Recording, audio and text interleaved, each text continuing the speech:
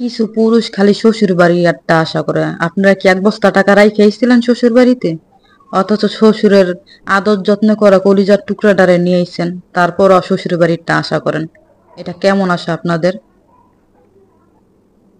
আসলে স্বামী যতটা আপন সাজে ততটা আপন না। স্বামী মাঝে মাঝে এমন কিছু বুঝায় দেয় যে আসলে পর কখনো আপন হয় না। আর নারীর গভীর ভালোবাসার যদি সম্মান না করো, তুমিও কখনো সম্মান পাবে না। আর মেয়ে মানুষ খুশি করা অনেক সোজা, যে করতে পারে না সে তো পুরুষের কাতারেই পড়ে না। কারণ মেয়ে মানুষ বেশিতে বেশিতে সবসময় খুশি থাকে না। তাদের অল্প কিছু, তাদের আত্মসম্মান বোধ, তাদের একটু যত্ন নিবেন, তাদেরকে একটু খেয়াল রাখবেন, তাতেই তারা খুশি।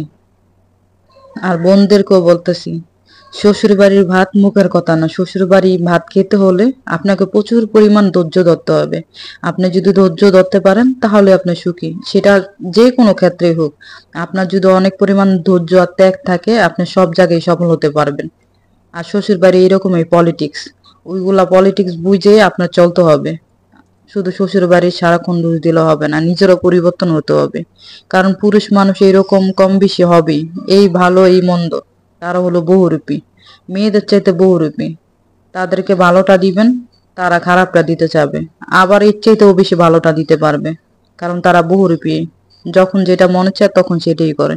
তো আপুদেরকে বলতেছি, শ্বশুর বাড়ি নিয়ে কথা বলার কোনো দরকার নেই। যেখানে শ্বশুর বাড়িতে সারা জীবন থাকতেই হবে, তো ওইখানে শ্বশুর বাড়ির বদনাম করাটা বোকামি ছাড়া আর কিছুই না। আপনি শ্বশুর বাড়ির প্রশংসা করেন, দেখবেন ভিডিওতে আইসা দেখি অনেক আপুদের শ্বশুর বাড়ির এক কথা বলেন। ঠিক আছে, এইগুলা বলা বাদ দিয়া ধৈর্য ধরে তাদের নামে প্রশংসা করেন, যাতে করে কখনো আপনার ভিডিওগুলা দেখলে হয়তো তারা নিজেরা নিজের অনুতপ্ত বোধ হয় যে না, আসলে যাকে আমরা জ্বালাই বা যাকে আমরা অনেক কষ্ট দিই সে তো আমাদের নিয়ে ভালো সমালোচনা করে। তো এতে করেও মানুষ পরিবর্তন হতে পারে। মানুষ পরিবর্তন হতে গেলে তো অনেকটি ধাপ দরকার, ঠিক আছে? মানুষ পরিবর্তন হতে গেলে অনেক কারণ থাকে। কোনো না কোনো কারণে মানুষ ভালো হয়ে যায়। মানুষ আজীবন খারাপ থাকে না। হয়তো আল্লাহ পাক কোনো না কোনো উসিলার মাধ্যমে মানুষকে ভালো করে। তো আপনার এই এই কথার উসিলাও তো তারা ভালো হতে পারে। সবসময় প্রশংসা করুন, ভালো না হলেও প্রশংসা করুন।